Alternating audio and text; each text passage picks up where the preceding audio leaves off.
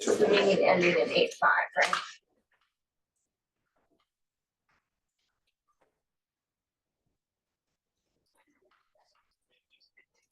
Yes, 8085. Yeah.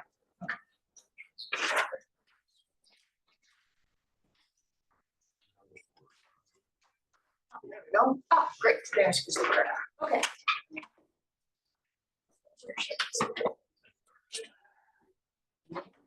All right. Is it recording? It's recording, but everybody is being promoted.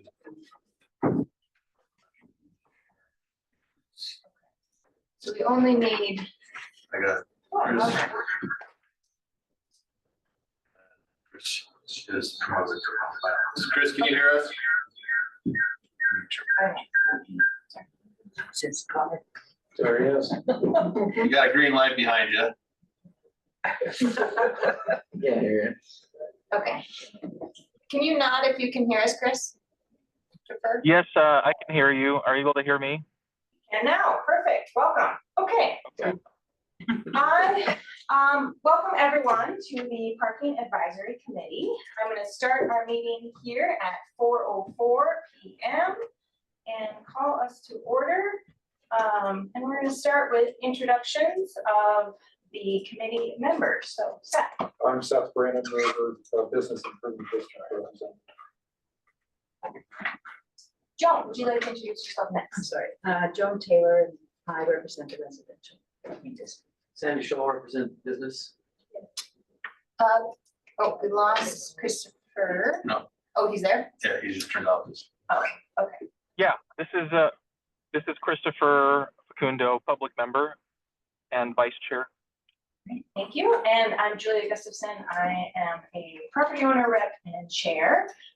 Now let's do staff introductions. David Knopke, the Transportation Systems Director. Laura Goldman, Transportation Systems Superintendent. Welcome. And let's do guests. Let's start this way. Cam Rig, just a business owner in the district. Welcome. And I'm Alicia Ryan, Executive Director of the Helena Business Improvement District. And I'm Matt Pettit, and I live in one of the residential districts. And we'll make this Chris introduce himself too. There. Who are you and what are you? Chris Cooey, Deputy Transportation Director. Great, welcome. Okay, we did roll call and we have all our committee members here. Now just a brief announcement that this committee is a work in progress. And so we're going to try to go by agenda item, have staff present the agenda item, and then do our comments one at a time. I know we get in the habit of follow-up questions, but we'll let the staff present and then we'll do our questions without a lot of back and forth. And if possible, introduce yourself when you start to speak. Okay. Chair Julia. Yes. Can I add a quick note to that? I just wanted to remind everyone there to allow for the staff to finish their report before interrupting them, and wait until they motion that they are complete with the report, so we can get through that, and then the speaker can motion to the chair that they are complete, and then go into the Q&A portion of that. That was all. Thank you. Great, thank you, Christopher. All right, on that note, we're gonna move on to our minutes. And we have sent around, and they are online, draft minutes from our December 12th meeting, 2024. So do committee members, have you all seen the minutes? Any questions or comments about the minutes from 12/24?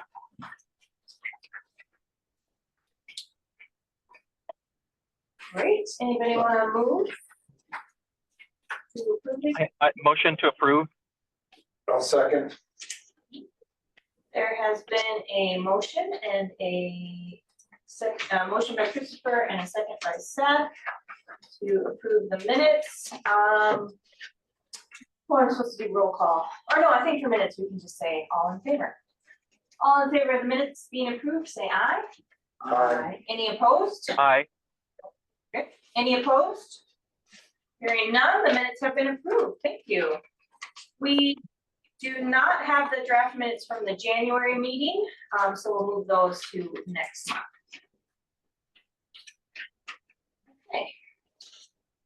Now, I would like to turn it over to city staff to start with their update on the rollout of new software and your fancy license plate reader. So we have most of the bugs worked out of the license plate reader. We have all the GIS components of the software that's needed so the car can roll down and recognize which zone they're in, whether it's time parking or pay to park or what lot. So the software, still tweaking a little bit here and there, but it's up and running as well. The online appeal, the online payments, the online permit application is all up and running. So in essence, you can do whatever you want to do from parking via online through the phone or computer. So pretty high percentage of folks, we looked at it today and I can't remember what the percentage that have been paying for their permits / tickets or whatever online. It's higher than obviously what we take in downstairs, but the downstairs window is still always open for questions or payments. But everything is basically being managed by license plate and email. So those options. Yeah, I think we have had some struggles with the snow. You'll read through, a light layer of snow. It's pretty thick, it won't, but basically if we run across those, we're stopping and then we're going out and cleaning off the license plates so they can at least, or they can hit the front plate if they have a front plate with the handheld trucks. Yeah. So. Anything else? If it's software and license plate reader. So we went through a sort of a period of light enforcement, I'll call it, while we were getting this stuff up and running. But we are now back to fully enforcing everything. So we had some light enforcement during that period, and then we did at least 2 weeks of pretty much nothing but issuing warnings to people to kind of give them the hint that, hey, you need to give us your license plate. You're getting a warning so that you get the idea that you might think you have a permit, but we have new software. So we're now back to, we're writing tickets again. And so there are some things that come out of that we're willing to go through the appeal process with, but for the most part, everything is back to the way it should be. If you get a ticket, chances are you're going to have to pay it. And the software is actually working pretty well. We have a new dashboard that lets us kind of keep an eye on what's going on with parking throughout the day. So back to some of those statistics. We got almost 180 tickets paid online in the first month. So pretty good. I mean, a fair amount of use. Number of permits, I'm not sure how many issued from online because a lot of them were just already set up as the part of the process. But we'll have some of those numbers, next time we'll get some more definitive numbers on the online and the software and how that stuff's going. But if you do get the question, this is still on the first one. If you go to buy a permit and you have tickets, you won't be able to buy the permit until you pay your tickets. That's a setting that's in the software that is basically non-negotiable. But you have to basically be current. So if you're a business manager that's managing a group of permits for employees or whatever it may be, you will not be able to enter that employee's license plate number into one of your permits if they have outstanding tickets. So it'll also prevent you from doing that.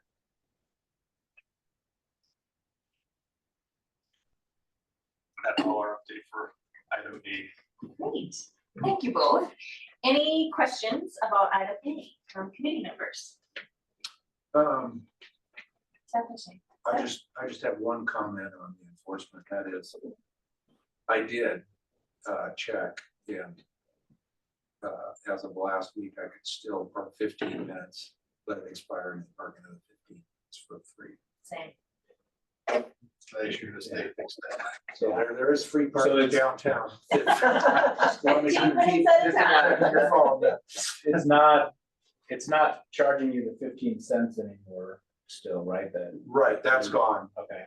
but it's the continuation of 15 minutes all day, that's the issue now. Okay. I'll get back with them and see.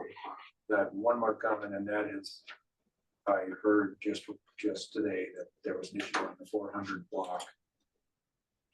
The, where the coin, on the parking would not accept coins. And people were upset that they were getting tickets when they couldn't use the feed the coins.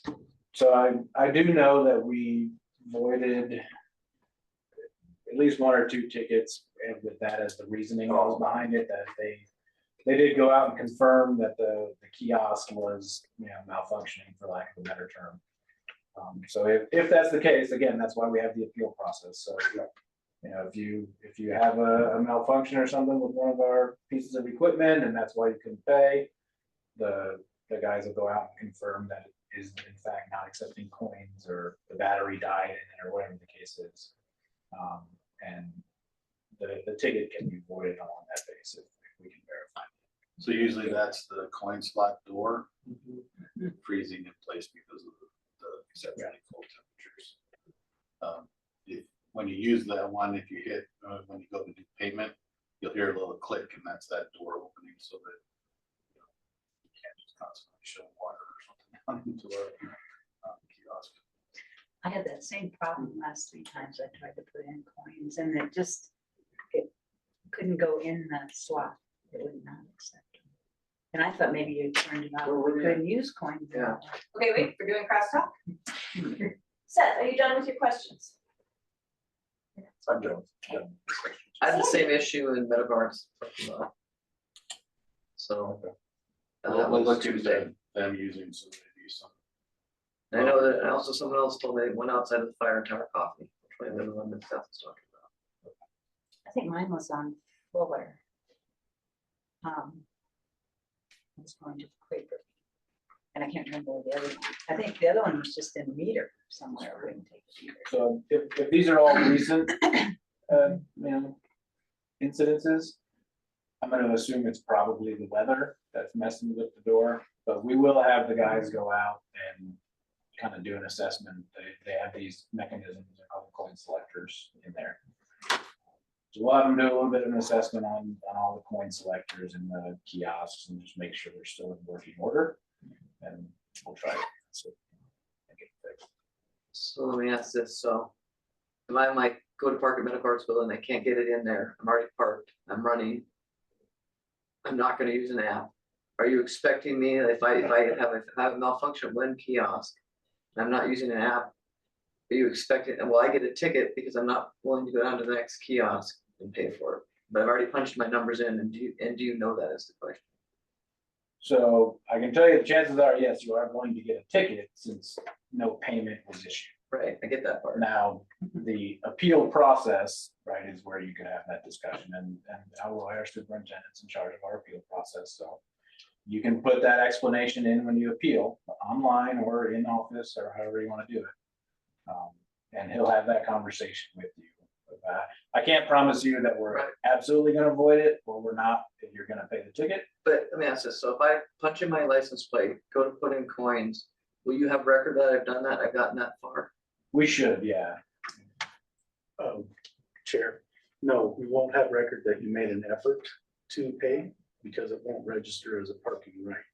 Anytime that your coins hit the mechanism, Yeah. unless it completes the transaction, there's no way of knowing that a person actually did what they're trying to do, complete the transaction. There is a number on the machines, though. You can call the parking office and let us know that there's a malfunction, and then we'll note your plate. That's the best way, because then we get we get some folks that will call, I tried this yesterday. Well, we can't verify if the mechanism is working or not, so Where is the machine number? it's on the machine. There's like a sticker on the kiosk Okay. itself that it has. For help But call. the other good thing to do is that even if it won't allow you to put coins in to get more time, complete your transaction for your free 15 minutes. And then we do have a record that you Okay. at least logged a transaction for your 15 minutes free.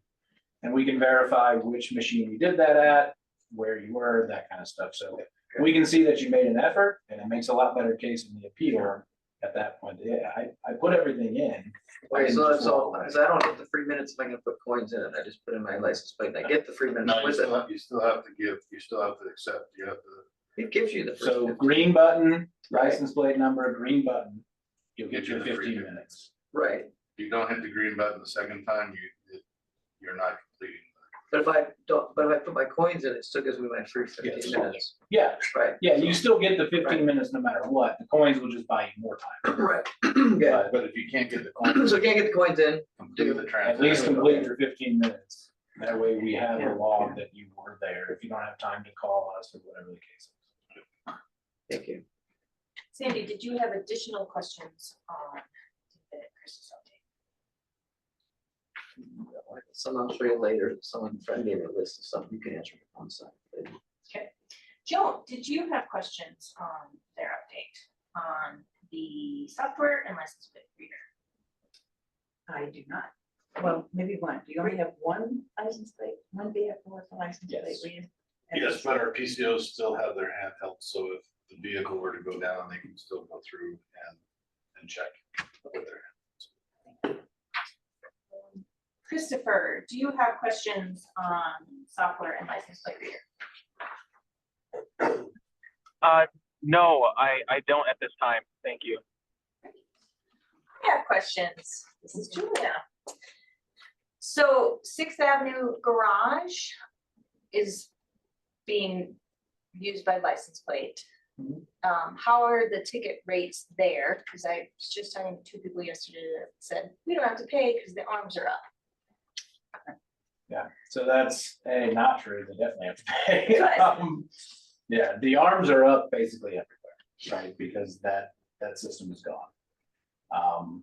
We are enforcing garages, lots on the street. So like I said, we've just really gotten back to, we're writing you a ticket no matter what this week.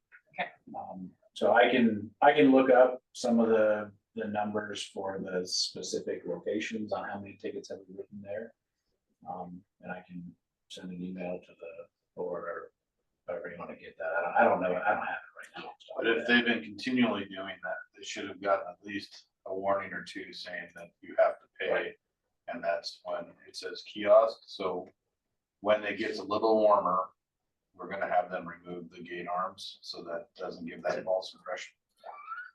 Excuse me, and then, since we've already been through the gate arms being up for so long, we're gonna simplify that sign that's over where the ticket spitter used to be, and just say, ensure to pay a kiosk. Yeah, so we'll have, because right now there's a few sentences that you have to read, but we're gonna change those out so that it's a little bit clearer to pay a kiosk. We have two locations at the Sixth Avenue Garage, one at the lower level on the east side and one at the upper level. So, And I assume at Ketchel and Schedule, there's kiosks down in the stairwell on the first level, and then there's one outside on the upper level, so. If you're kind of going to the Civic Center, you can go over to that one or use the app, and then if you're going like down to the vestibule for the stairwell. All right, my next question is, you mentioned 180 tickets paid online. Do you guys know average how many tickets a month you guys issue? So because we just started enforcing. I mean, like last year, previous years. I mean, yeah, we can pull up that data. I don't have it off the top of my So I believe that when we were going through this process, we write about 8,000 tickets a year. Oh, And at the time, we were collecting about 4,000 to 5,000 of those actually got paid every year. So 180 is just what was paid online, not all of them that was paid, so. We're kind of just moving now to the part where we can start looking at our reporting information, so we have some initial statistics, but we'll be able to get more of that on demand. That would be great to talk about at future meetings. Yeah, We the see point- an uptick with the online. Yeah, the point was that the vast majority of people use the online services versus, so that might encourage people to pay. My next question was about signage, but you answered that. You are working on new signage in garage. And if I understood you correctly, the physical permits that people hang in their mirror. Are not a thing anymore. Okay, so if someone hangs a permit in a car that has the wrong license plate, they're gonna get a ticket. Yes, because we haven't issued any new permit hangers. Okay, so those should just be thrown away. Are you telling the managers that, is that information? Mm-hmm. Yeah, the information that went out to the managers and everything is it's license plate only, so. Chair Julia, this is Christopher. Sorry to interrupt. I had a quick question. Yep. Yeah, how do you handle the out-of-state license plates that might violate? How is that handled? So, our plates, when you enter a license plate, it doesn't check for registration. It just asks for a plate, and if it's a verified plate, then it just will give you parking rights. So you could have a non-registered plate. Is that what you're asking about, Chris? Yeah, I guess if we have a repeat offender, are they going to get a notice in the mail, or how does that process work if those unpaid tickets, continue to go unpaid and it's an out-of-state plate? Well, if they continue to park, the scofflaw, the booting, is $75. So if you accrue more than $75 worth of tickets, you will now get a little. Basically, it's a warning ticket with a notice of a boot, and then the next time we see you, you're bootable. We'll boot the vehicle until their tickets are paid. Okay, thank you. I understand that now. Let's move on to agenda item B under updates from city staff. PSA creation. Chair, committee members, the PSA creation, there was some conflicts with some time, I think, so that got pushed off. We're meeting next week, or maybe the week after with the chamber to. Sounds like a meeting next week. Any questions about that? Nope, okay, let's move on to staffing. How's your staff like? Staffing, we're good. We made an offer for PCO, right? Or is it? Haven't got a response back yet. We already are. So we interviewed, there's a person that we would like to make an offer. We have a process in the city. We're waiting on that to reach out and make the offer. Should fill that PCO position, and then the only position that's left is the admin position.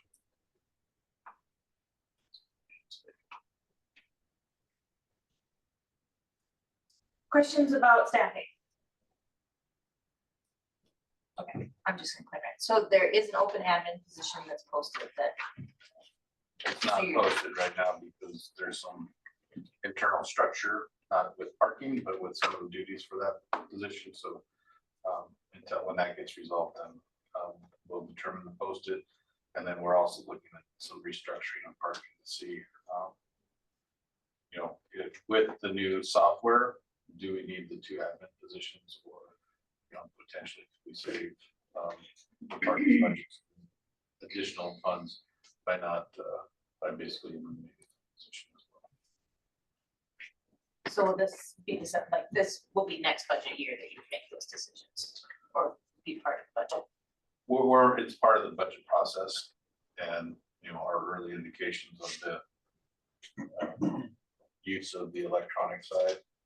Probably leaning towards, getting rid of that position just because there's a lot less window visits and a lot less paperwork to worry about now that it's all electronic. All right, let's move on to our regular items and our super exciting one, residential parking districts. Can you pull, who's ever operating, pull up those questions and share them on the Zoom screen? If you don't mind.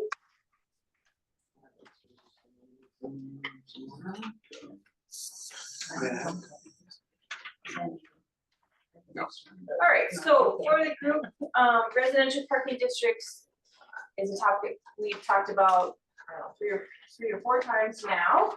And the goal is to put out a public survey in the public comment software that the city has. And so we are looking at the draft questions from David and giving feedback so that this can go up online. So here are the draft questions. And let's see, can we share them? Do you have them on your computer? Yes, I balanced. Yes, you are. All right. My request. profile from my Outlook will take a long time. Okay. You have to.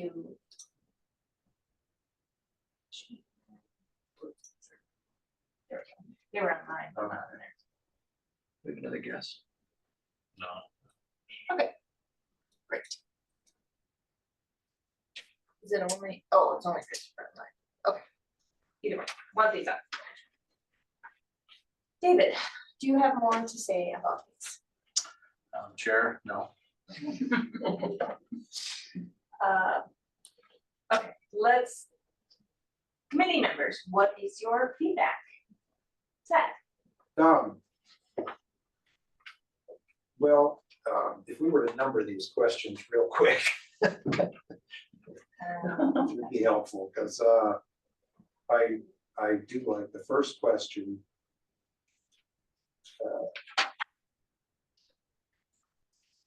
I like the question. I think that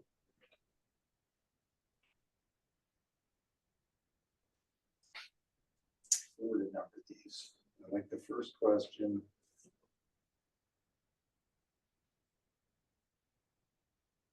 If I look down to the fourth question, how much are you willing to pay for enforcement? I know what people are going to say. I'm already paying for it. I bought the permit. And then I like the question, do business, neighbors, events, schools, churches, or others interfere with your ability to find street parking within 200 feet of your home? If yes, please identify those impacting your ability to park. And I like the how far from your home do you typically have to park now? And I particularly like the last question where it says, do you think the current residential parking district program needs to be overhauled? But I think you need to add, if so, how? So that's my Thank you, Seth. Joan, comments? I feel like they're all good questions. The one thing that I'm, the number 10, the last one, is, do you think it needs to be overhauled, and if so, how?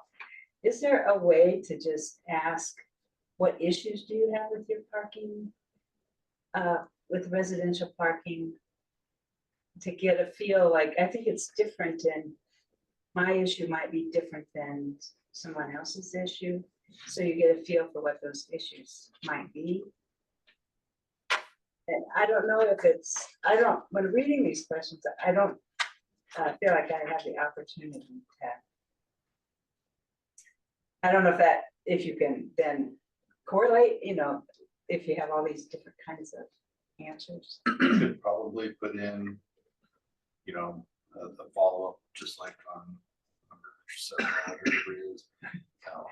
What issues if you believe the parking needs to be overhauled, what issues concern you, or something along those lines. Along with if so how, just to either capture if somebody has a better idea or capture what issues are plaguing. Yes, I think that would be helpful.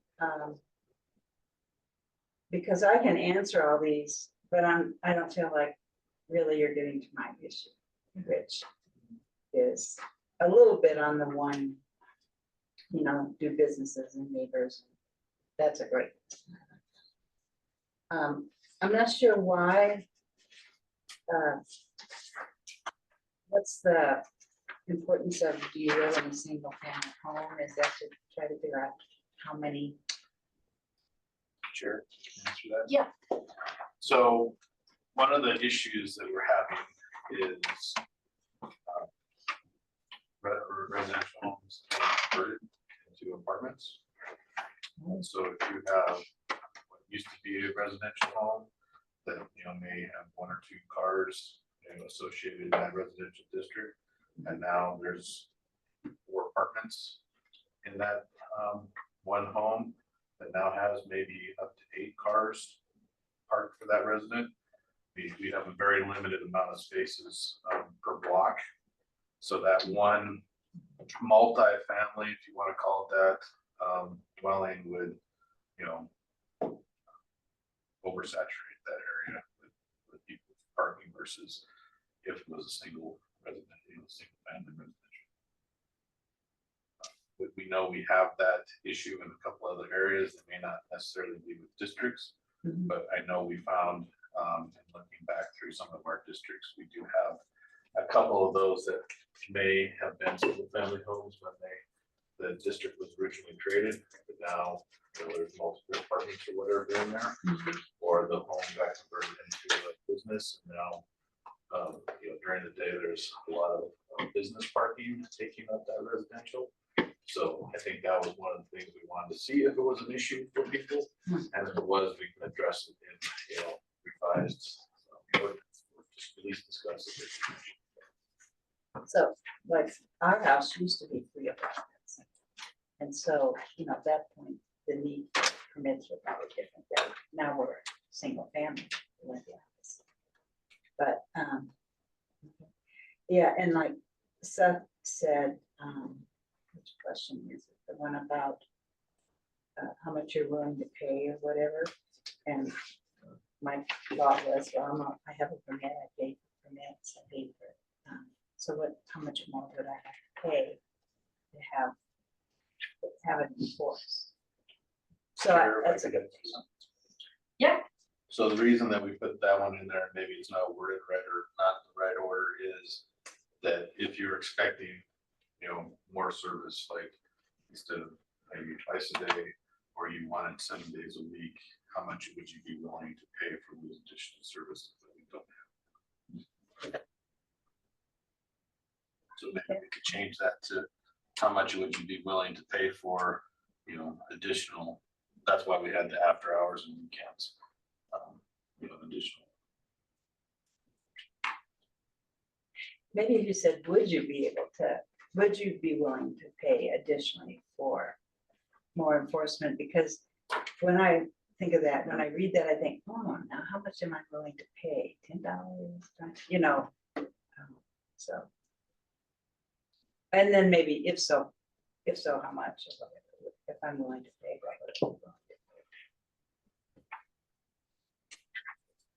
Thank you. Sandy, questions? Yeah, I think I don't know how the survey is written, but this doesn't tell me anything about the value of the program.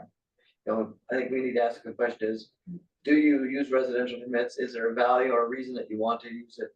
And what do we have, like 34 permits or something, or 10, and you have 3 of them or 4 of them? There's a small number that aren't there, how many people buy residential permits right now? It's pretty low number, right?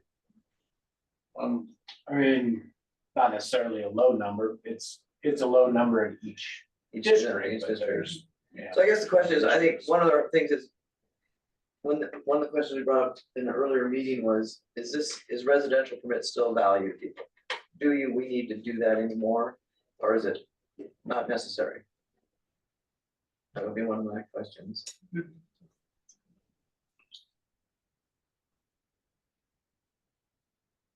And then maybe it's why is it valuable and what do you expect or what do you need?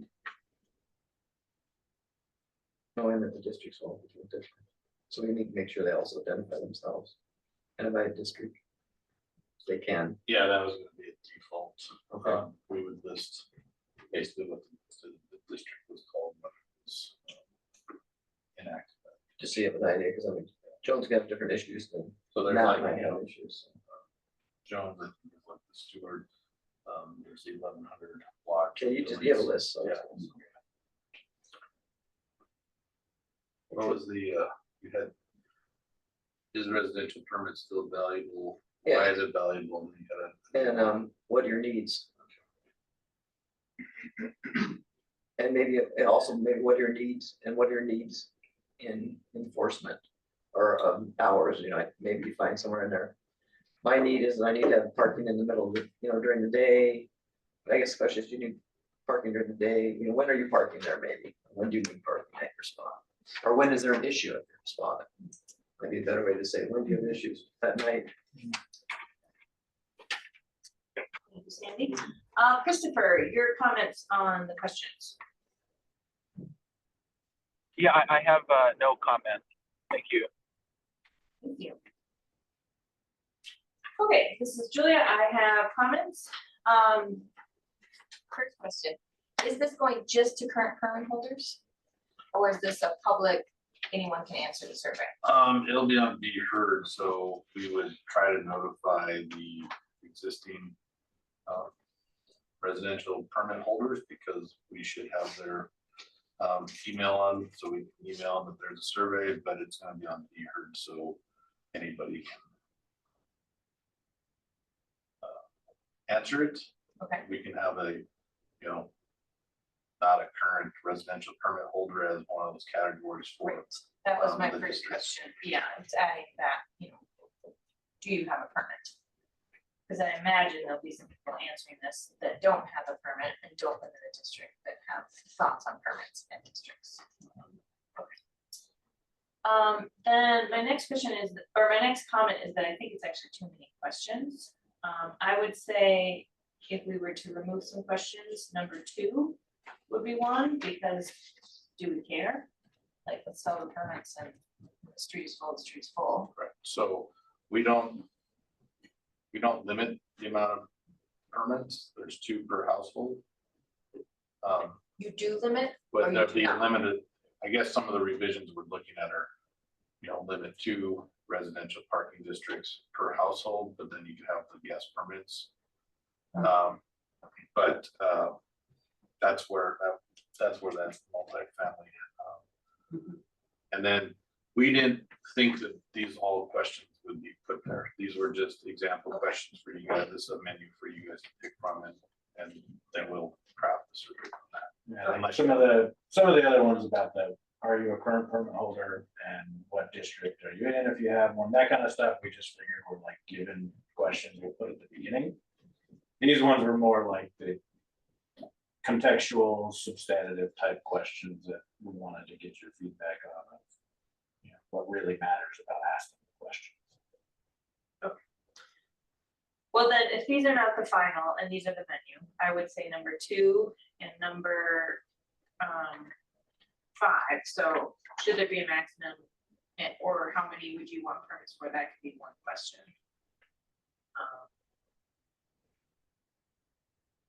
I can see someone just put a number in it.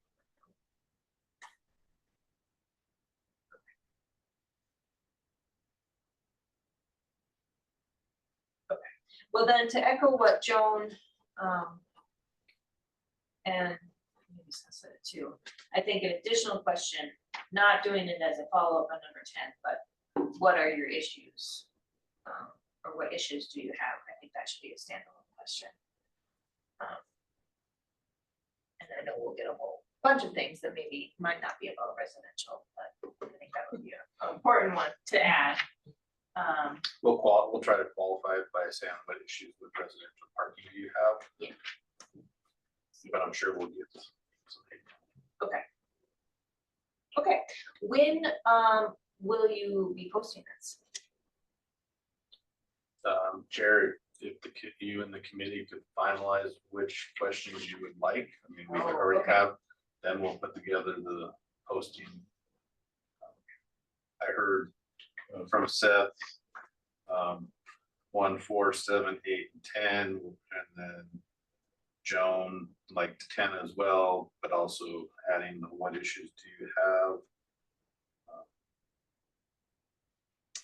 So Okay, I think we can take a shot at incorporating the feedback and sort of revising these Okay. questions.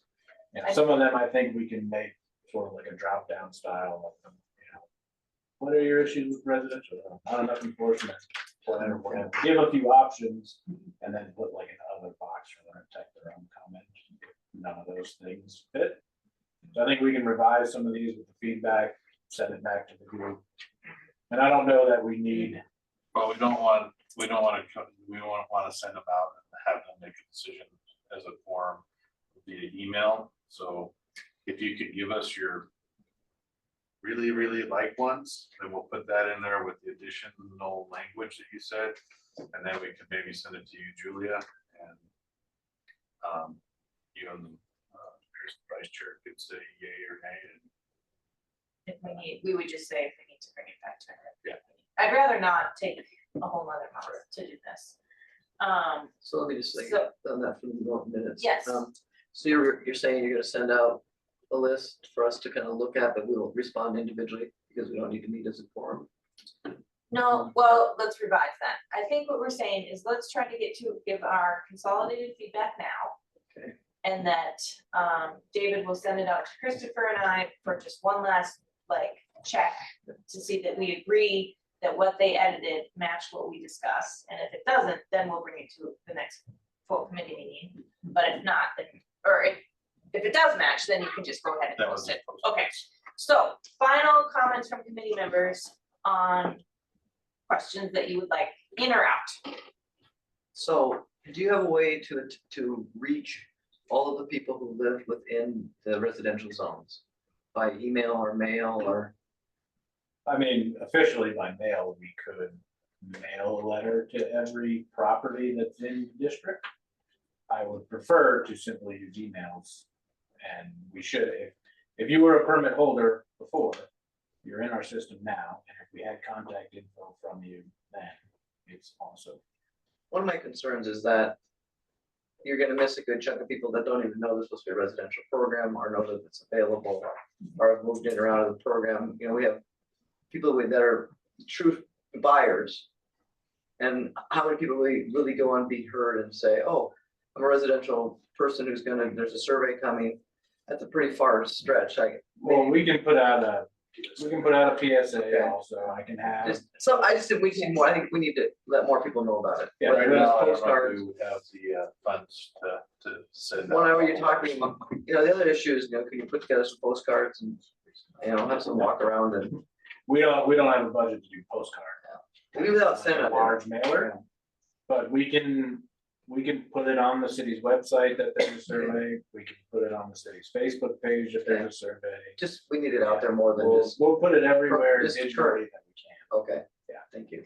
Okay, because I was talking to Matt and he lives in a residential parking district and he's never owned a permit, so he wouldn't be in your system. But if you have all these other ways of contacting people, maybe never. I can't. I'm sorry. Let me just finish this question part and then I'm gonna pause for public comment on residential. So, okay, but Joan, you're making a good point that there are people who don't currently have a permit, so the city might not have their email address. Right. That live in a residential district. So,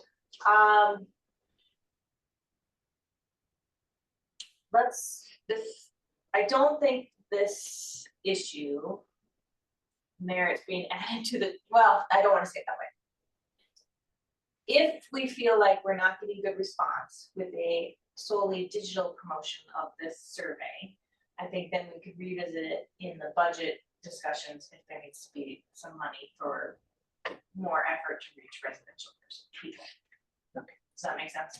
That we may have to look at this later if we need to spend money, or, and not that we spend money, they spend money. Yeah. So tell your friends that a survey is coming. Yeah. Okay, great. Okay, so back to the questions.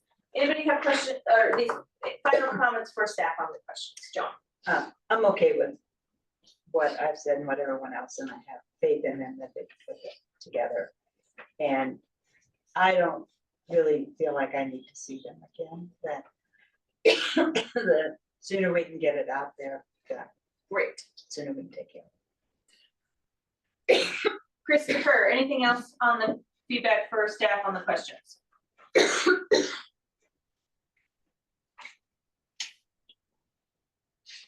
No, okay. David and Chris, question, did you need follow-up questions from us? Or did you track everything we recommended? So I'm just gonna summarize, Chair. Great, I love a summary. So the ones that we felt were already kind of at a given was, you know, what district you live in. Are you a permit holder that weren't on this list? Those will be on there. But we heard number 1, number 4, number 7, number 8, number 10. And then the additional question of what issues do you have currently within your residential parking district? And then we heard the additional question from Sandy, why is it valuable to you? What are your needs for enforcement and what do you have? And then what do you have to choose with? So 1, 2, 3, 4, 5. With those 2 additional questions, let's say we'd have about 7 questions on the survey. Yeah, but I think we all like so to rephrase what you're saying dropping question 2, 3, 5, 6, and 9. And I don't, yeah, okay. Or you had said to combine 2 and 5 together. Yeah, combine 2 and 5. And I heard we talked about 3, that people wanted 3, how much you're willing to pay, and we wanted the word additional in there. Yep. And then I'm gonna disagree with myself and say I like number 9, so it's kind of, so we'll still, let's try to end up with 10 questions, and I trust you to consolidate the ones that can be Okay. consolidated. Okay, so the one for question number Thank you, 3, Alicia. I think I have a fairly okay idea of how to redo. I think we'll pose it as a statement first with a question following the saying. Residential district permits currently cost $35 a year and reinforce them Monday through Friday, 8 to 5. You know, how much more would you be willing to pay for additional enforcement on weekends or evenings or something like that? We can phrase that one to cover a couple different topics in that one section. All right. I'm gonna wrap our discussion up on that and I'm gonna pause because we have public here just for this question. And do public comment on this question for the T2. Any public comment? No, I just want to thank Dave and Elroy for talking to me over the last couple of weeks. We have had our district in process of being moved since I think 2023. The city council tabled it, and we had a halt on enforcement during that period based on Tim's direction.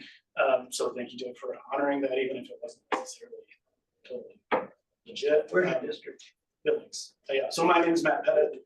I live in the Billings Avenue, the 1100 block district. There are a lot of the complications that I've heard discussed in that block. There are commercial entities that own residential permits who are advocating to retain the residential parking. We have people who don't actually have an address on Billings Avenue who are impacted by the Billings Avenue district. One of them wants to keep it because he owns an apartment building or a home, a rental home in the district. And another, a multifamily, a large residential converted to a fourplex, where they have limited parking because they don't have an address on Billings Avenue, but they sure would like to park on Billings Avenue. And they don't have a say. And so we have all these complications.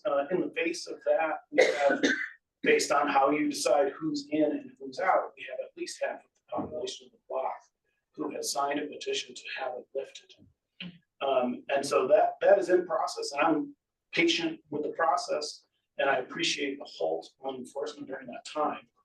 But I am here to offer support for the advisory committee, and I mean, especially as it pertains to the residential permits, specifically mine, but all of them. I'm sure that similar sort of conflicts or like complications exist in each of them.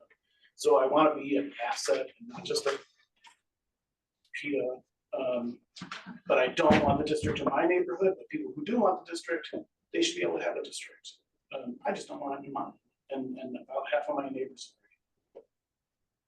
Is middle school you running into issues with, or? You know, so two of my neighbors are initial founding members of the parking district. They're my adjacent neighbors, they're my friends. They both experienced high school overflow parking, which is, according to them, both of them, there's a lot more parking. I moved here in the aughts, and so I wasn't here when the district started. But apparently there's much more parking available at the high school than there used to be. And so that pressure has been alleviated by the school district. We do have some impacts of mostly football games at the middle school, but that's after enforcement hours. And we also have this frame shift issue where most of us, the members of the community who are foundational members of the district are all retired. Those of us who don't want the district anymore, we all are active and employed people, I mean, we are people who leave the house between 8 and 5. The school district opens classes a little bit before 8, closes classes a little bit before after 3. And so we're usually still at our homes when high school kids would normally want to park there. They would also be gone in many cases before we got home from work.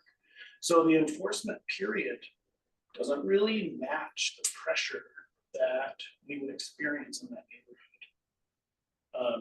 So I think that the value of the parking district in our neighborhood is reduced.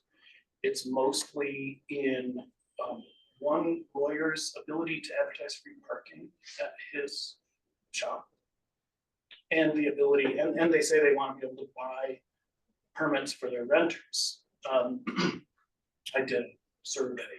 Everybody on that block has off-street parking available. We could all just not buy permits.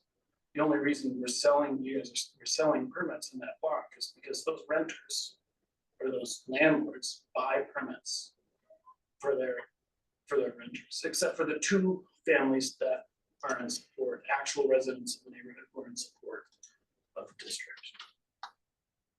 At least not without press, without pulling, you know. Do you patrol it every day? We haven't had patrols there for. Sandy, he's on public comment. Yeah, so, but Sandy, we had a pause, Tim Nickerson and the lawyer, Dave Galligan, and I agreed to a pause on enforcement while the city council tabled the issue. And the city council tabled the issue like 18 months ago. And so there has not been active patrols.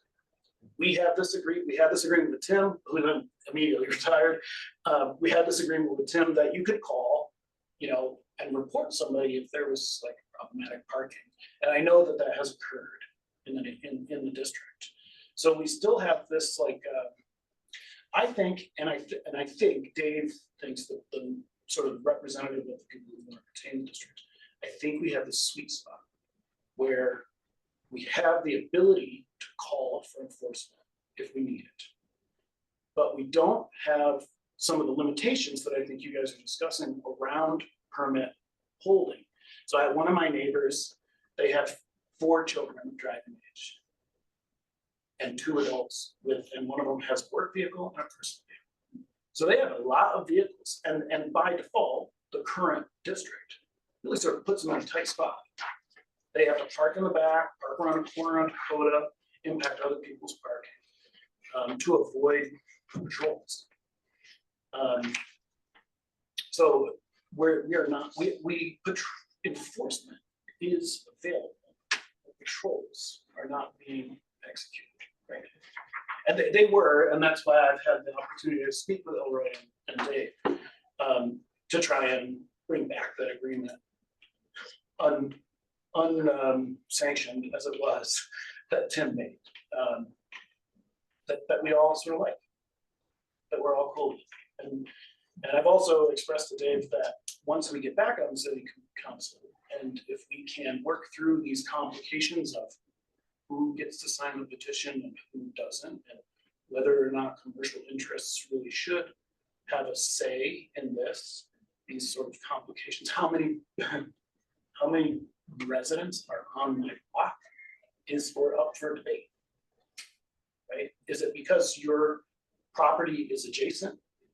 Or is it because your mailing address is on Billings Avenue and 1100? Is it a residential parking zone so commercial entities don't get to participate? Or is it a parking restriction across addresses on the block? So we I think are a great poster child for any changes that you make to these rules. We also have a population that's quite divided, not like divided, but opinionated about whether to retain or drop the district. So I mean, that's why I want to participate. I think we have a great district. We have an old district where some of the pressures have changed, and some of the complications I think are quite representative of other districts in the city. That's my little comment. Thank you for your comment. Any other public comments? No. Thanks. Responding to public comment? No. Wanting to? Yes. Really quickly, in 2014, the city commission passed a resolution, resolution 20071. And basically it gave staff an annual review of residential parking districts to basically, eliminate those districts that are underutilized or permits aren't being purchased for those districts.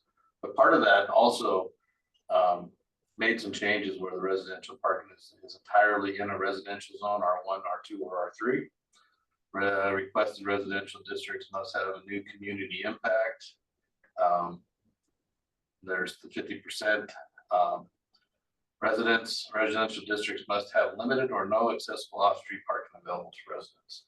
And then, so I just wanted to bring that up because it was recognized that maybe how residential districts used to be created needed a little bit more refining, and we did that back in 2014. And it might need a little bit more refinement now after the survey. So this is kind of. Is this the most recent resolution? Okay. Yes. Can this be linked in your info on the survey? We can. It's also. Okay, so you could link to that page. This is our residential or our parking page. Okay. And we have an entire tab or drop down, whatever you want to call it, for residential parking that lists. So in that PDF or in that resolution, it went through and it found these are the districts that would be recognized after 2014, and there's about 40 of them. Everything else that wasn't on this list was removed. And I don't think that there's been a real comprehensive review, but based on your discussions, come this spring, we're going to be doing a comprehensive review after we get these questions and kind of overhaul the entire system, or whatever comes out of that and recommendations and whatever the commission would like to move forward with. That's what this spring we plan on. All I have. So let's, on that note, we're gonna keep residential parking as an agenda item, but maybe we'll revisit it in May. If we have enough time to get the comments back. That was, how long would you like this to run? Like 3 weeks, 4 weeks? Comments from the committee. Hold up the number of weeks you want to have. 3? Oh, 3. Seth? Three's good with me. All right, 3. Get it over, get it done. All right. So that 3 weeks. Okay, great. Then let's move on because we got another big issue to talk Chair, about. may I have one thing in my public comment? No, but you can wait till our next public comment time period if you want. Unless it is about this thing, Um, which issue? let me have to think about this. Can I do public comment? Let me know if I do public comment at once. Yes, but please. Thank you. No, I just appreciate the pull push nature of Be Heard, and I don't want it to be lost in the survey that a lot of people in these districts really don't know how they can have them lifted or how to maintain them. And having a pull push situation in the survey where we link not just like a big PDF, a 12-page PDF, but specific sections of that PDF related to the questions that you're asking, I think would be very informative for people who are in districts and just pay the $35 or $70 every year. Thank you. Thank you for your comment. Okay, I'm gonna move us along because it is 5:04 PM and we're gonna talk about our other exciting thing. Our removal of meters and creation of new permit zones downtown. So a recap, we've talked about this, I think 3 times now. The physical lollipop meters are going away and will be replaced with a variety of things. Either they'll be taught with the Passport app and be $1 an hour parking spots. They will be 2-hour free spots, or they will be what we are calling a discounted monthly permit spot. So, David, do you have the map? Oh, Chris, you have the map. Can you I have pull- a map. Okay, I got the proposed changes. okay, can you put that map into the Zoom or share your screen so Christopher can see it too? If he's driving. Chair Julia, Yeah, I just want to make a request. If committee members are speaking, could they identify themselves? I have a hard time knowing who's talking. thank you for that reminder. I apologize. That was Julia. All right, so we are on the proposed parking map. It's being shared. It's being shared. Thank you. That also just helps for Zoom or for our recording here. David, please present. Chair and committee members, the blue areas are where we're proposing to put some discounted parking. Most of it, you know, is around the core, up on Park here and over by the YWCA, up on Cruz, north of Lawrence, a couple spots over by Central School, and then some down here by the old federal building to, you know, try to help folks that are, you know, farther south on the downtown. We do also, we proposed, I think it was like 15 spots up in the, next to the 15th Street garage in our 15th Street lot. So that would, you know, hopefully help anybody here in the Great Northern. So that's the discounted parking. I think I'll stop there and see if there's any questions before I move on to the. Questions about blue lines? Sandy? This is Sandy, just one quick question. You're only talking about things that already have meters now and replacing them. You're not saying that this district could use a blue or a red. It's just about taking out the current meters, right? We're not looking at any new other parking spaces. Other than in the 15th Street lot, could be new, just permit parking for discounted. And then those 2-hour spots on the south park there by the old federal building, those could be 2-hour parking spots that are pretty rarely used, converted to permits so that we could, you know, have some parking on the south. And will it affect current 2-hour parking spots now? They're out there already that are. Like, We would remove, I think there was like 10 spots down there. 10 like on Broadway, that sort of. No, Those, so there's. the only 2 new is the 15th Street lot down, everything else is just. Everything, so It's everything on basically this taking map. the meters out. Yeah. Right, got it, thank you. Everything on the map is currently where the Metered. meter exists, except for that lot 15 and the stuff all the way down. Okay, got it. Yeah, thank you. This is Joan. Where is lot 15? I cannot. The 15th Street parking garage down in that, you know where the Great Northern Hotel is? State funds attached to state Oh, funds. that. Yeah, it's like behind the state. fund Oh, building, okay, just it's north. attached to this. Yeah. Okay, Looks at the courthouse. yes. So that would create 107 Ooh, approximately discounted spots. will you share that to the Zoom, please? I don't know, I think I'm sharing. No, yeah. So discounted, that means they can buy it from that. It's the 4-hour permit that we have, or the, This is Julia. David, Oh, go ahead, Christopher. yeah, so I had a quick question is, so how do I, use the discounted parking through the app? Is there a special designation or how would I do that? So this is Chris. So these would be permit spots. So you wouldn't have to use the app at all. It's not like our hourly parking. So you would buy a permit either monthly or annually. And your license plate would be on file in our new software.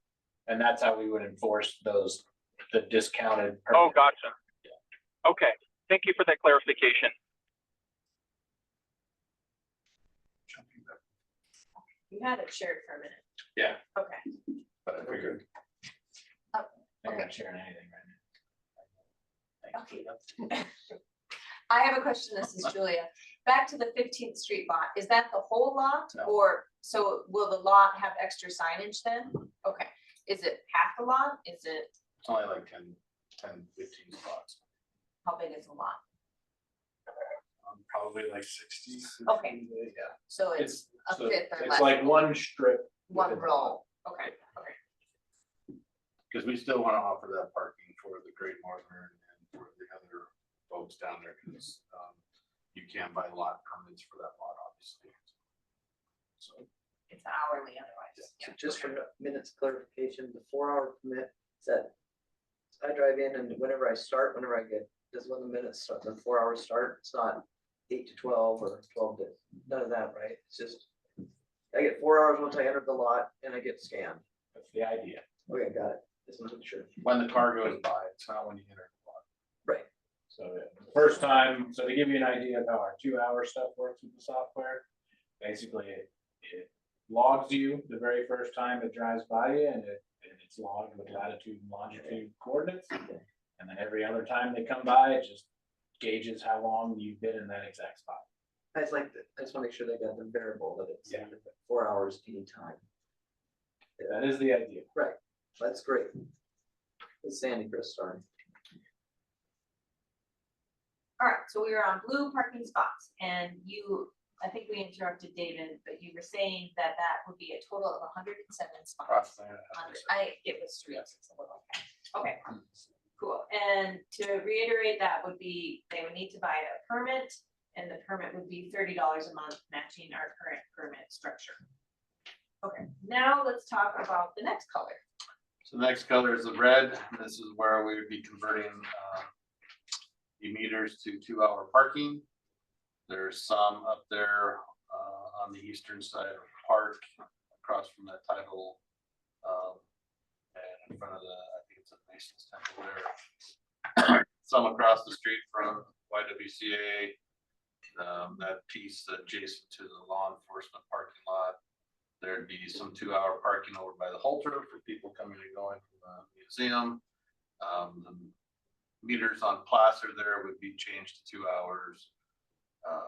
Over here at It's a chamber there, right? Right here. Chamber The chamber's there, okay. is right here. It's not unlimited. I mean, 2 hour parking. Is that getting taken away? The what? This is just changing the meters to parking. Oh, Just a lot. okay, I was on the 2. So you got some. So over here, this is in front of the Halter and next to the Union. And then by Ascension, we have 2-hour parking out on Cruz, and then some on 6th. And then down here next to the Pillar Building and next to the Grand Street Theater, those would be changed to 2 hours where those meters are. So Magic number is. that would be 82 spots being converted to 2-hour. Would the adding to the 256, or would that be total, or 356? That'd be adding to. Oh. That's- 356 plus. Sorry, I 82. apologize for cross talking. So you presented the tour on red. Questions about red? Sandy? This is Sandy. On Park, across from the Episcopal Church, it's red, or is it blue? On the Episcopal Church side there on Park. So There's meters in front of the church.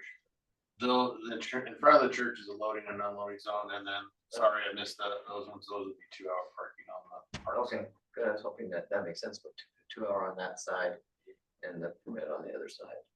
Thank you. For funerals and stuff, they get mailed. Red 2-hour questions. Christopher, questions? Yes, thank you. I did have a quick question. What happens to those meters, since, if I remember correctly, we're unable to sell them? So what happens to that, to all those meters that we take out? Chair, we're gonna attempt to sell them. We're gonna package them up. We're not just gonna trash them. We're gonna attempt to sell them, and see if we have any takers, and then, go from there. Okay, thank you. I have a question, and it actually relates to the blue. This is Julia. For on Park, which is a snow road, what happens to a permit holder if there's snow, like you're not supposed to park when there's snow from 8 to 5? They're subject to that ordinance. Okay, So if explain more, work that through for me. so if there's a forecasted snow event of 2 inches or greater, Okay. you have to remove your vehicle from the snow route. Okay. So the snow route ordinance supersedes the parking permit. And typically, if it's gonna be a long-term thing, which it's typically not, the permit holders can contact parking and we can move them around to other parking areas. That's my follow-up question, because the permit holders are by block. More or less. Please say more. So most of the permit areas, yes, are generally good for, a block or maybe 2 a stretch.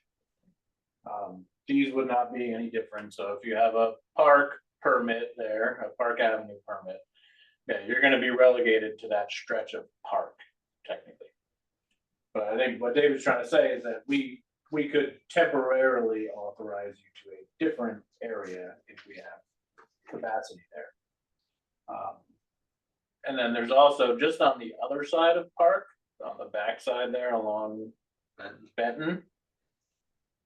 Even though that is a residential district all along Benton on the west side, it's also 2-hour parking, so.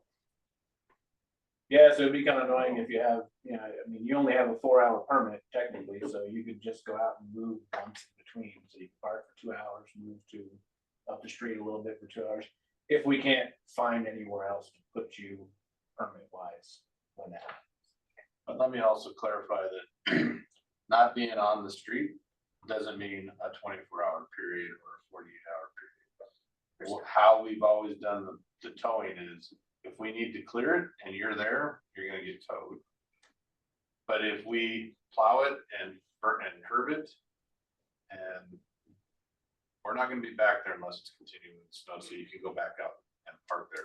It's only to basically plow that initial dump of snow and any, subsequent, but we also understand that, so what we've told people in the past along emergency snow routes is move your car off. If you see the plows come through and they curb everything all the way up to the, to the curb, then, and you don't see them coming back again, then you go out and park. That's what I need to. Joan? Could I ask a Yes. question? This is John. So you're telling, what I'm hearing, I guess, is that this vehicle with the license plate reader that can go 100 miles an hour, whatever, does it drive through all of those areas? Mhm. Like, does it drive out to the residential areas once a day or every? So it's during the 8 to 5, it patrols all of those residential areas as well as the the whole place, because if someone's parking on Park and they move up to Benton, that's being, I guess that's my question. So this is great. So yes, so theoretically, that car would be making rounds every 2 to 3 hours throughout the whole entirety of our enforcement areas, including residential districts. Okay. It's a little slower going right now as they learn it and get more familiar with it. It takes them a little longer to kind of get in and out, place a ticket, but they'll get better at it. It'll move faster. The goal is that, yeah, at least every 2 to 3 hours, they could make, the entire loop of enforcing everything and basically start over again after that time. So. Okay. Other questions? We are on red 2-hour parking. No. Okay, let's go to green. So there's only a couple of green spots there, right across the street. What do they do? This is the old Wells Fargo building here. This is Allegro Printing. New name. And then there's 3 meters across the street over here next to the Valley Bank parking lot. Those 9 spots would be converted to paid parking. On the kiosk. Yes. And where's the kiosk? The kiosk is located Right in the center of that block there. There's also one. There's one over here. Yeah. There's one over here. There's one over here. And you got your handy dandy app. Questions about green? No. Okay. David, will you show us your numbers again?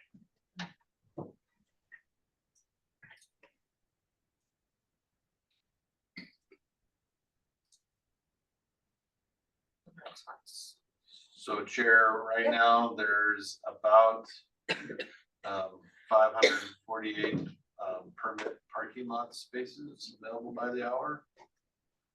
There's monthly permit parking spots, about 490. Pay to park, the 1 hour, basically kind of the on-street stuff, 270. The 2-hour spots are about 356. There's 19 loading zones. Some of those loading zones are 1 spot, some are 2 spots. So we just counted them as a loading zone, not per spot. And the private lots are pretty much NA at this point. We don't have really any private lot enforcement. Oh. So a lot of those private lot enforcement, just some background, were done prior to the parking commission being dissolved. And so we sent out a letter to all those and they called if they wanted to continue. And I think we got like 2 or 3 people that called back, and then we gave them what the new rates are and everything like that. And to date, most of them have opted out. Sure. Yes. Do you want that in our minutes, that note, that all this information? Yes. Taylor, could you send that to me? Okay. Questions on these numbers? Okay, I do. Back to private lots. So you are enforcing 2 private lots?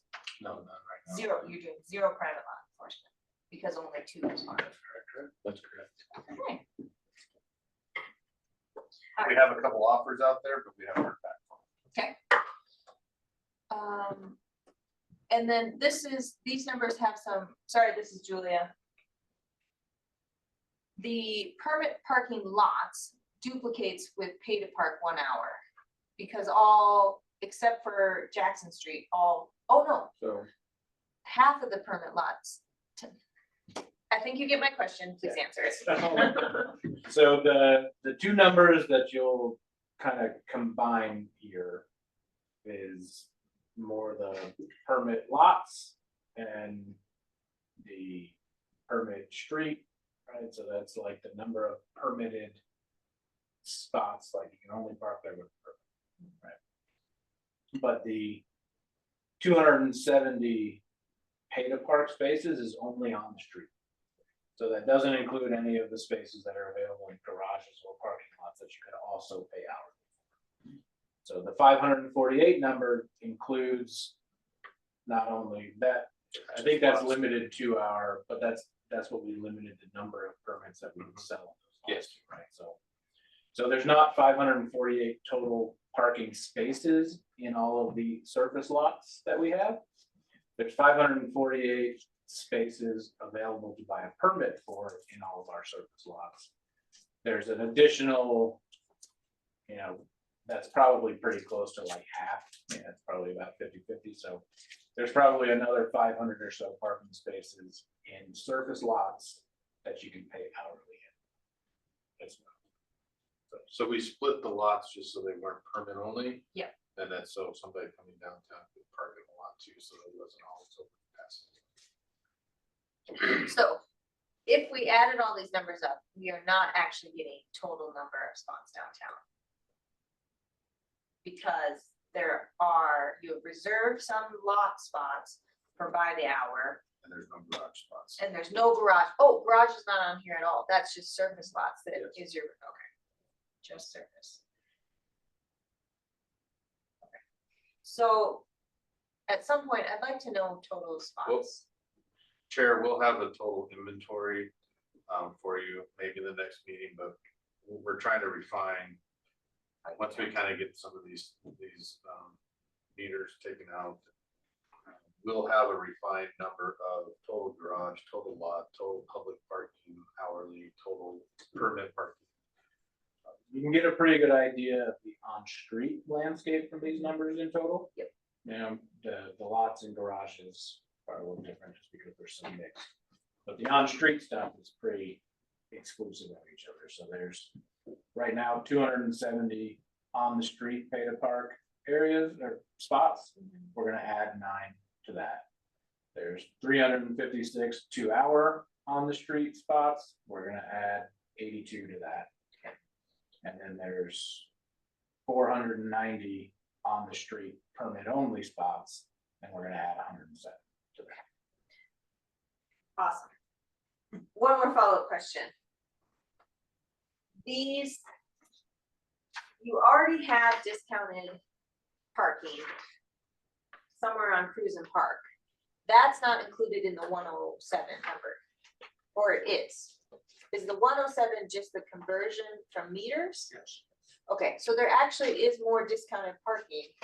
Or will you get rid of the discounted parking, the midday permit discounted parking on Cruise and Park that you had previously? No, so it'll stay available if it exists now. Okay. The stuff that we're adding will only be the 4-hour.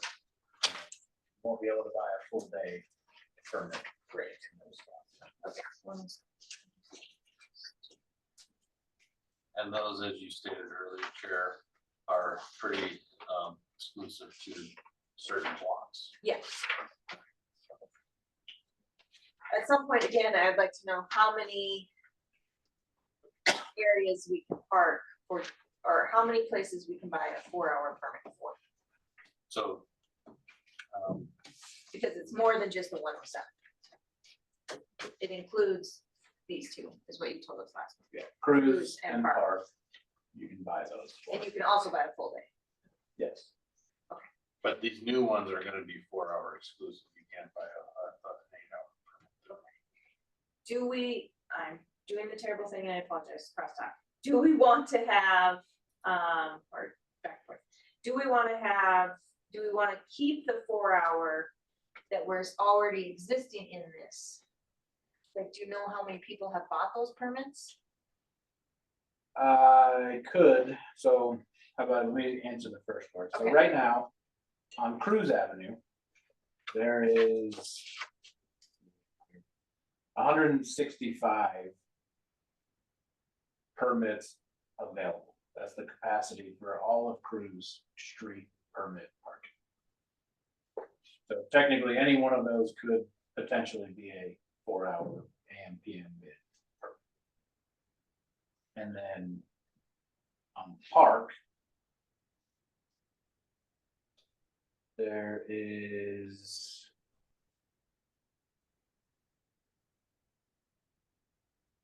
call it 54, so there's a lot more availability on that sort of park, you're not showing anymore. On Park Avenue North, we sell some permits where all those meters are now, but they're not like AM. There's only like a handful. There's not even any active right now, so. But there's 54 spots on Park Avenue that potentially could be AM, PM permitted already. So that's what's available now that you could buy.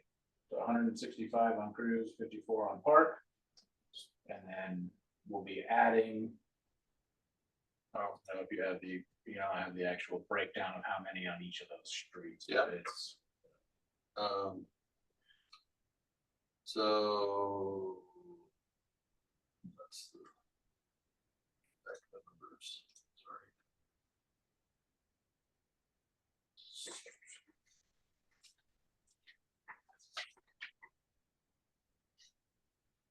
There'd be about 15 spots on South Park. 7 by Central, 20 through on Cruise North. 34 in lot, or not 34. 24 in lot 15, 12 on Park North, Old Blue Cross Building. And then 4 by the Placer at YWCA. So that's the 107. Yeah. So to recap, there will be more than 300 spots available that you could buy a 4-hour permit for. If we take about yes. 200 spots plus another 100, that'll be 300 spots. And we talked about this last time, you're gonna get rid of these because it doesn't, It's just gonna be a 4-hour. it's just gonna be a 4 hour, so you won't be selling AM, mid, and PM anymore. Will you be selling AM, PM, and mid anymore? So I don't want to give you a hard answer now, only because it's tricky to convert them. So we may not sell any new ones. We may only offer the 4-hour block permits going forward. But if you already have an AM, PM, or a mid, if I convert you to just a 4-hour, then you basically have to re-enter all of your information. You have to start over. It kind of, yeah. But they might like the flexibility. They might like, if they want to, there's no issue with them converting. I don't have a problem converting anybody that wants to do it. But I don't want to just automatically convert everybody to it, because then I have to do it. All right, thank you for all that. Sandy, you have comments. Real quick, this is Sandy. One, good job with this. I think this is a great opportunity for PR, is to say, when we get all this figured out, there's X amount of parking spots downtown. And with that, you can park hourly, you can get a permit for 4 hours. And I think even just saying, we took the 107 meters and half of them are now 2-hour free parking. Just that little blip right now, like, hey, if you're wondering what's going on, we took away the meters and we made them, available for 4-hour permits, a discounted 4-hour permit and free 2-hour parking. I think that message alone would be huge to help all of the, they don't do anything. Yeah, you didn't make them paid. I mean, you actually went back and gave more back. So think about that when you're, gonna call someone up and do some PR. And then it'd be like with Julie, it'd be nice at the end of this, that we could have a list that says this many, this many, this many. And so that when someone has an issue, like a business person with an employee or a customer, you can say, but look at these options. Would be nice. So, good job. Thanks. Okay, committee members, any more questions or comments for staff on their proposal? Chair Julia, this is Christopher. Yeah. I just wanted to check in with our agenda since we're right about 5:30. I don't know, how are we doing on time? Yep, it's 5:30. I'm gonna wrap this up and we're gonna keep plowing through. Okay, awesome. Thank you. Yep. Okay, so I am going to actually pause again. Wait, I'm gonna ask a question. David, do you need us to vote on this? You guys can do this. You don't need a vote. Honestly, it was more just for this feedback. I mean, if anybody disagrees with what you saw on that map, that's what we're asking. And Yes, it's more of an operational change, but we wanted to run it by because that's what we promised when we creating the parking advisory committee. Great. We love it. We were not gonna vote, but I am gonna pause and just do. We have consensus. We have consensus. Everybody loves it. I saw lots of nodding. This has been a big deal. Great job. If I didn't say that enough, thank you. This will be huge. I want to pause and just open up for public comment specifically about this meter and permit zones. Any public comment about meters and permit zones? I don't know if this is where I need to ask this, but, sorry, this is Cam, Rick. We've talked about in past meetings of adding a kiosk in the parking garages. I don't know if this is where I would do that or not. Being where at the back of the New York building where the pit tunnel goes across, where they go into the Hawthorne and the 10 Mile and just get down to the Gulch. It's an easy way to get down into there and park. It was mentioned before I brought it up, just curious if it's ever been a discussion again. Or if it's capable. I know it's got a budget issue. Let's go for it, and thank you for your public comment. I'm gonna have David respond. So we'll look at budgeting for some new kiosks, but again, we're getting a little tight on our budgets, and that's why our next topic will be important to discuss a little bit about our thoughts moving forward, but it's on our radar. Okay. Extra ones around. All right, thank you for your public comment. I'm gonna move us on to our initial budget presentation at 5:35 PM. Sure. So this is Chris. So unfortunately, it's not much of a presentation. So as we kind of started before the meeting, we're just getting into the budget process on the city side at the moment, so that schedule is a little bit behind where we typically are in the year. David and Elroy and I have been going through and starting to kind of build our budget together. There's not, I mean, at this point, there's a couple of key things that I think we can bring up. So one of which is some expenses that are going away. One of those should be the debt payment on Jackson Street Garage. So this should be our last year to have to make that. It's about $90,000 a year. So that'll help open up a little bit of funding for us to start addressing some things. The downside of that is that there's a whole lot of stuff to address as far as deferred maintenance, upgrades, things like that. So the 90,000 isn't going to go very far, but we're working on a priority list. As we mentioned a little bit earlier with the other admin position, there's a chance that some of the duties that position was doing are either going to be moved to a different department or moved just within our own personnel. And we might be able to, just like we did with the parking manager position, kind of eliminate that position and realize some of those savings. So those are some of the things that we're hoping to open up some funding with in this budget process. And we have, from our assessment that we did on the parking structures, the first year alone is 1.8, about $1.8 million worth of stuff in deferred maintenance in just the first year of what was recommended from our assessment. So, like I said, the $90,000 isn't going to go very far. So, we're working on prioritizing those things. Trying to be creative in some of the solutions that we come up with for the budget process, as far as what on this list can our own people do that we could save some money on, not have to contract something out. Because all those costs were based on, contractor installation or work. So, typically we can save quite a bit on that.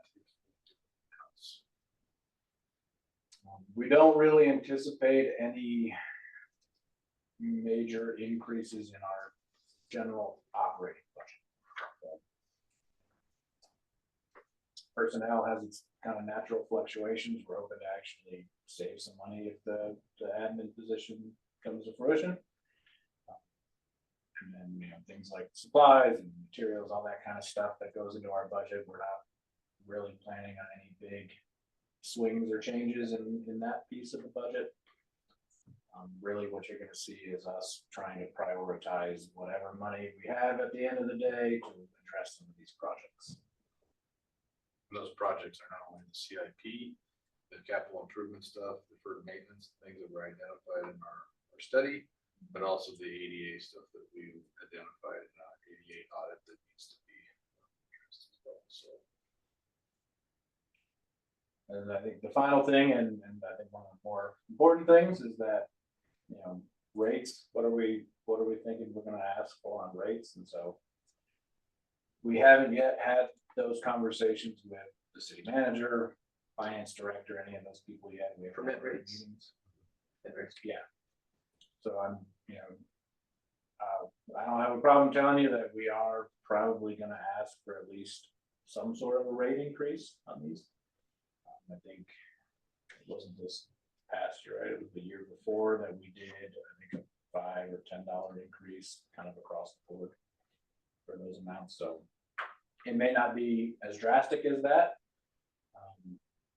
But we don't have a good idea of what we're gonna ask for at this point. We gotta have some of those meetings first before we can come up with something that I can come to you guys and say, this is what we're gonna ask for. But we are planning to ask for some sort of a rate increase on this.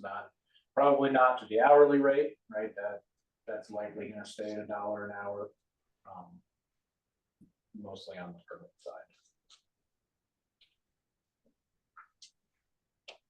Is that your That's- presentation? That's my spiel for now, yeah. Sandy? Do you have a kind of an idea? I think you're gonna make more money with the 4-hour permit. I think that's money's gonna pop up that you haven't been getting. Be interesting to see. I mean, because they've been parking somewhere, but it's not paid. Chair and committee members, I think we're gonna see an increase in revenue just in efficiency with ticketing and having people park where they're supposed to be parking. Yeah. I think there'll be initial, increase, but that'll level off at some point. I don't have to tell anybody in this room that, everything costs more, personnel costs more, insurance costs more, so some of those increases that we do see, while we're excited to see them, kind of get washed away with, insurance increases and staffing and stuff. So that's why we're trying to streamline the structure of parking as much as possible, so that it's truly looking at, on a year to year, our deferred maintenance and our ADA stuff. And I think there's other funding opportunities out there to streamline the parking budget. But at some point, if you'd like for us to bring those up, we can. The biggest thing I think is reducing our debt that we have, and that opens up revenue that we would be paying on debt into the parking fund. So, those can help offset some of those increases.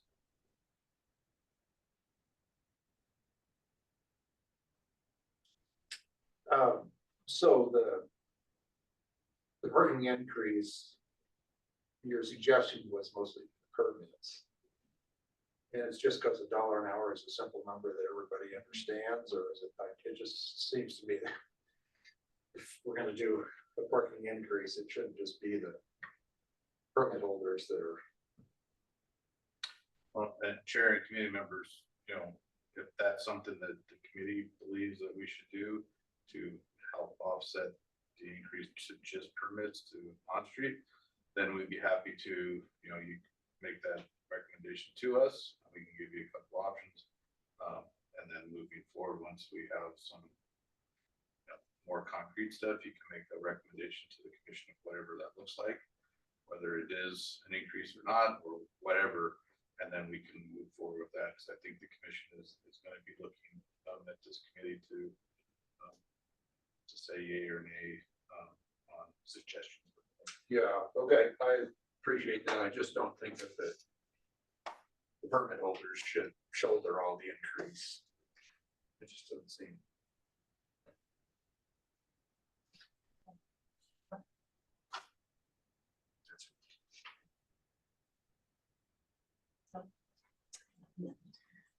Christopher, questions about the budget?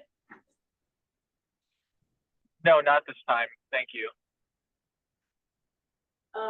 This is Julia. I would like us to have an in-depth conversation on the budget and, time to make some recommendations based on numbers, so. Is that our March agenda? I think so. I think Okay. we'll be all right then. Well, I'll have a much more solid idea of where the budget's at by the March meeting. Okay. Well, some of those meetings are coming up towards the end of this month, so we'll be able to come back with at least a pretty solid draft of where the budget's gonna be and some of the recommendations that we would be looking for. Okay, I'm gonna make you answer that more concretely. Can we talk about rate increases in March? Will you have that information?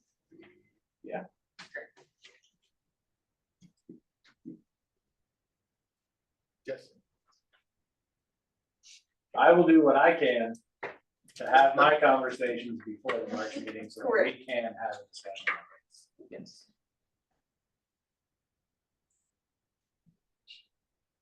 Yeah, I think we will have opinions about rates. I understand the need to increase rates. I want to look at some of the math and where we actually make money on these. And we can look back at your presentation you made in September, I think there's lots of information out there.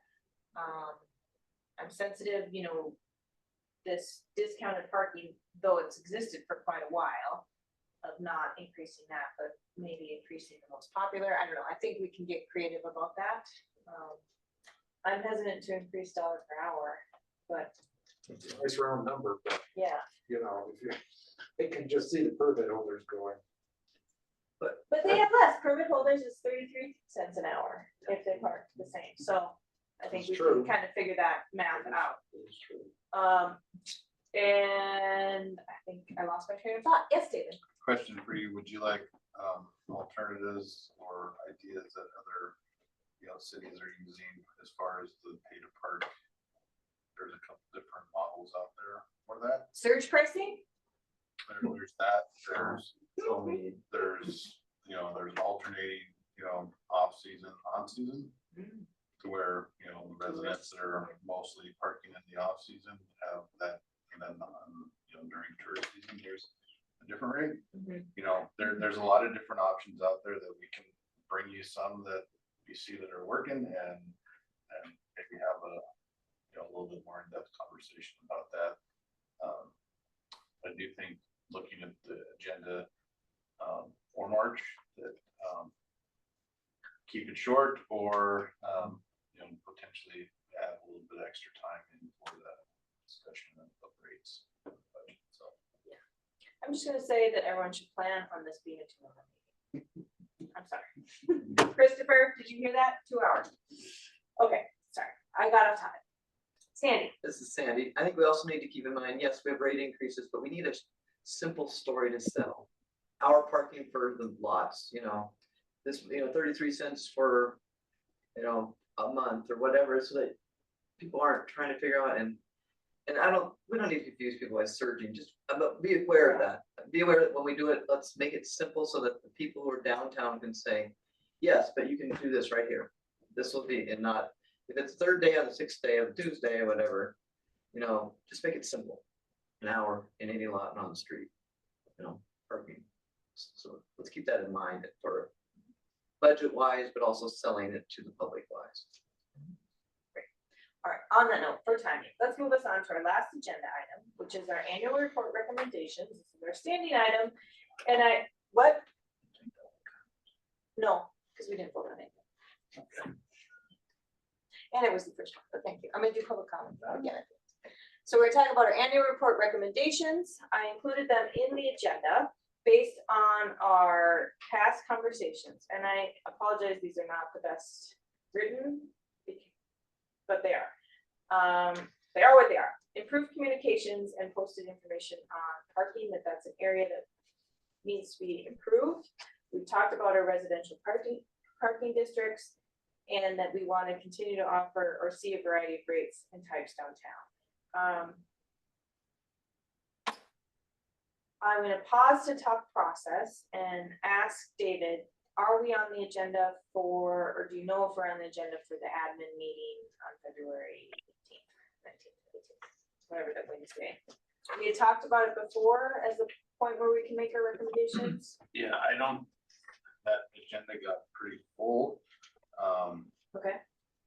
I think if you're okay with it, because we're gonna be having our budget discussions on that.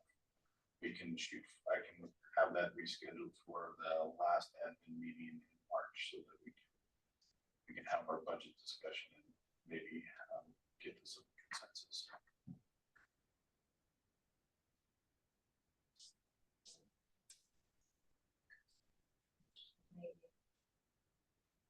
I think there's a March 5th, and so that would be like March 19th or something.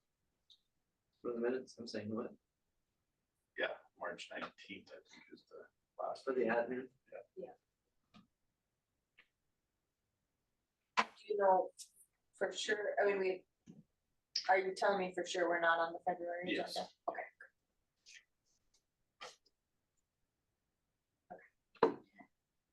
Okay, so that means, as a group, we don't need to vote on our recommendations because they need some wordsmithing, so that's a little bit of relief. So I wanna take time to get feedback on the recommendations ourselves, what we have as recommendations that we would present to the commission in our 6 months of operation. where are you, 60? 160, yeah. So there's 3 draft recommendations on broad topic areas of communications, residential parking districts, and the menu of parking downtown. Yeah, I think we've made quite a bit of progress here, but I think we're being pretty general. I mean, some of the accomplishments of the committee involve changes to the permit system for really with downtown employees in mind. I mean, these are kind of happening. I don't know what kind of, we can say that we support these, right? To the commission. Reword that. Specifically, we can detail what has been accomplished as far as changing the parking structure downtown.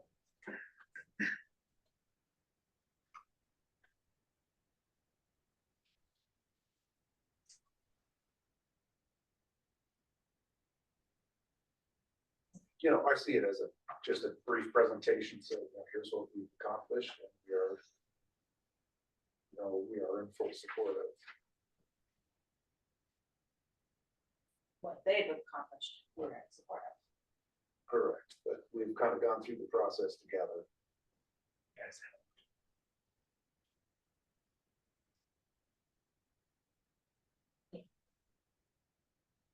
Joe and Sandy? Yeah, I just think just, yeah, like I said, just some numbers, so. It's not so vague. Like you said, improve posting, we're gonna just this, or we're gonna residential thing, this is what we're happening now. Rates, we've added this more parking spots, this is how many are threats, this is how many are, I think the big thing is we responded to people's frustrations, needs. The new software, the apps, all that kind of stuff, basically parking was listening. We're able to fix some of them. This is our first run out. Let us know if there's other issues. That's basically what I would say to the commission. If we can all agree on the rates. Or if we I think, this is John, the number one, improve communications. I mean, I think that's not just between staff and the committee and the community, but getting out the good things like Sandy has talked about and how we've done that and how that's improved the relationship, I think, with the community.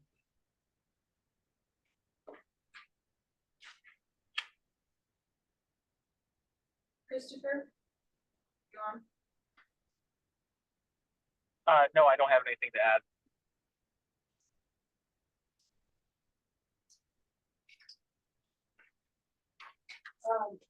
this is Julia. What I was thinking about with the communications. I agree that some things have improved. I think there's still need for improvement. And I'll bring this up again when we talk about budget. I think there's need for some more signage. This map needs to be updated. The website needs to be updated. I think there's still a lot of misinformation out in our community about how to park downtown and how we work with our partners. I'm glad the PSA is happening, hopefully with the chamber. I'm glad that Alicia was here with BID. Because we do need, I think there overall needs to be some new messaging on parking and the ways to park downtown. And I think some of that will be a budget. So if I were to word that as a recommendation to the commission, it's, we need to spend some time and money on messaging. And I guess a question for you guys in future conversations, you know, who does that? Is that the admin position? Is it, I forgot his name, the, Jake Gerson, no, the position that went away. the manager. Yeah, did he used to do that? Is it the PIO for the, like, who, you know? Yeah, we understand. I think in a nutshell, we've worked with our PIO and our other partners, the chamber, and come up with some consistent messaging so that it just gets sent out. So that everybody's on the same page. Okay, and I'm gonna reword that in the question format. Why has the messaging, like, why has the website not been updated and this map not been updated? Staff, So, resources, money? so the website, I think, and We're getting ready to start working on that. We've got identified. so we went through the website recently, identified all the stuff that's just wrong, and we're gonna get that off as soon as possible. And then the new things that are coming, we'll work with Elroy and our PIO Jake, and we'll get a better message onto there to replace that information. The map, we've been waiting on the outcome of the discussion today for the permitting areas before we designed anything. So now now that we kind of have that idea, I think we probably want to update the commission that we're moving forward with that idea, and these are the areas that we're changing, because that is, you know, they specifically wanted us to wait to make that operational decision until the committee had a chance to weigh in, right? So I think we go back to them as soon as we can, let them know that, yes, we've weighed in, got the committee support, this is what's gonna happen. And then we can essentially unveil a new map in that update. And then that'll be it. People really use that, man. Some people do. Yeah, I think We electronically. refer to it every once in a while when we forget where some of the lots are. So it's a handy tool. I mean, we have it out on the counter right now downstairs. But internally, it's good as, I guess my question is, this is Sandy. Do you really need to print billions of these? And I don't think we need. Oh, No, we're yeah. just doing electronic. Yeah, we may have one to keep at the Yeah. window area just as a reference. Make sure they but print them out, so if someone wants to print them, they can. Yeah, digital is the way we like. Okay, so. You get 3 minutes. Any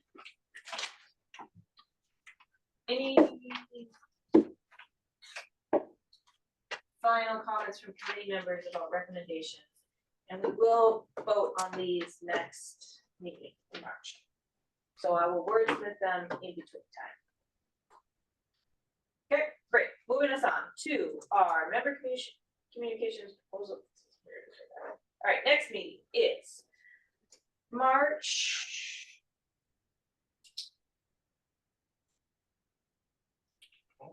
13th. I have talked to the chamber. They will present on tourism data.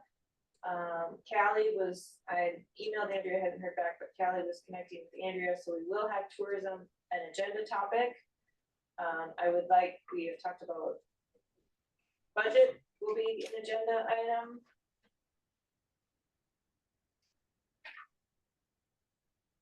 And annual report.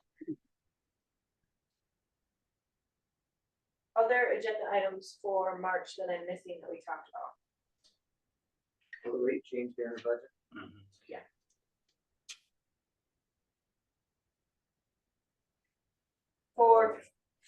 Yes, Chris. So a suggestion for your recommendation, things that you're going to vote on. I would say probably outside of risking a quorum of things, you may want to work individually with the other committee members before that meeting on the language of those recommendations. Okay. Because, well, so the agenda for the 19th meeting, the admin meeting that you're gonna want to present those at, they're gonna want to post that probably like the day of your meeting. So you may not have a chance to really enter those in with the agenda that's gonna go out for the meeting that next week. Do our recommendations need to be printed in that agenda? Not necessarily. We can put in recommendations and you can handle the remove. Minutes is that. But you definitely won't have a lot of time to turn around after your meeting to then work on language is kind of the point, yeah. So to Chris's point, please send me your comments. You can email me directly for your language on the recommendations, annual report recommendations. So email Julia at Gulch Distillers with your recommendations. Thank you for that suggestion. Any other agenda items for March? No.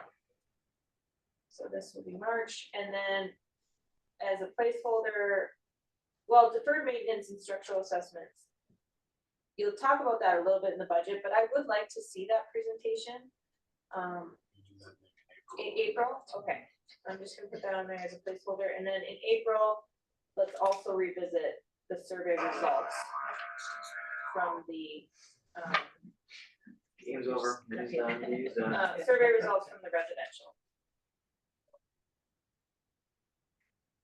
Okay. All right. It is 6 o'clock exactly. I'm gonna open up again for public comment. Any closing public comment? I'd like to ask the committee to consider 2 additional questions for the residential survey. One is whether or not people find value in those residential districts. And the second is whether or not businesses should be able to participate. I know we have this R1, R2, R3, but you can be R1, R2, or R3 and still be operating a business on that address. So I'd like to focus on those 2 issues. There may only be issues in the district, so I understand if they don't make the cut, but I can't imagine that they are only limited to my district. Thank you for your public comment. Thank you for allowing public comment. Before you leave, tell me how to spell your last name. Not right now. Okay. Any announcements from committee members? Nope, okay. Do I hear any motion to, oh, wait, Christopher, did you have anything else to say before I? Yeah, real quick. I just wanted to thank you, Chair, and fellow committee members for adhering to our new set of rules, and I think it went really well this evening, and I look forward to continuing that momentum in our future meetings. And that was it.